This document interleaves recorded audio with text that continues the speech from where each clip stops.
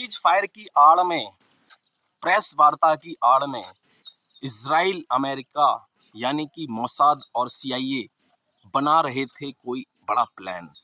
दोस्तों वो प्लान क्या हो सकता है? दोस्तों वो प्लान कुछ भी हो सकता है। हम बहुत नीचे के लोग हैं, तो ये चीजें बाद में सामने आती है। हम सिर्फ एक थ्योरी लगा सकते हैं, एक अंदाजा लगा सकते हैं।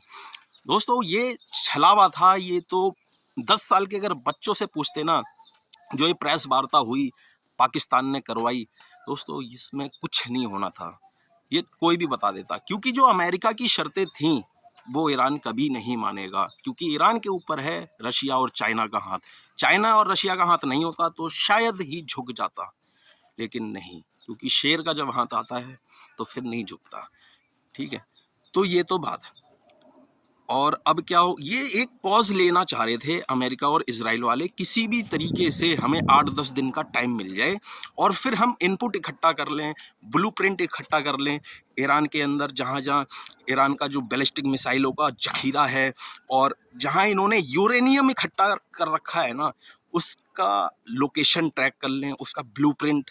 कहने का मतलब पूरा कोई इनपुट इकट्ठा करना और फिर उसके बाद में ये ऑपरेशन करना।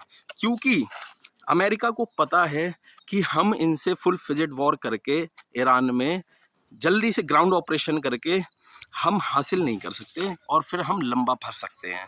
आपने देखा होगा अफगानिस्तान से ये खाली वापस आए थे, वियतनाम से भी है अमेरिका खाली वापस आया था। तो यही चीज़ है, वो जानता है।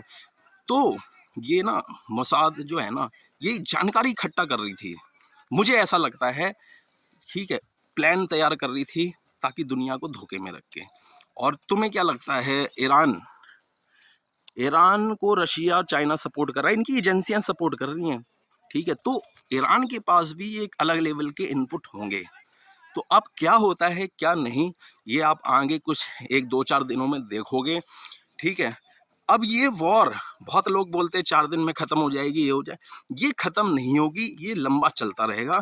क्योंकि अब इसके अंदर विश्व की बड़ी बड़ी शक्तियाँ इन्वॉल्व हो गई हैं। ठीक है, रशिया चाइना जब इन्वॉल्व हो गए हैं, इधर से अमेरिका, इजराइल, यूरोप। दोस्तों कहने का बात है, पूरा यूरोप एक हो रखा है। तो ये चीज़ें हैं, अब देखो क्या होता है क्या नहीं। कहानी साफ है कि इजराइल मानेगा नहीं, अमेरिका मानेगा नहीं, उनका यूरेनियम लेके ही रहेगा।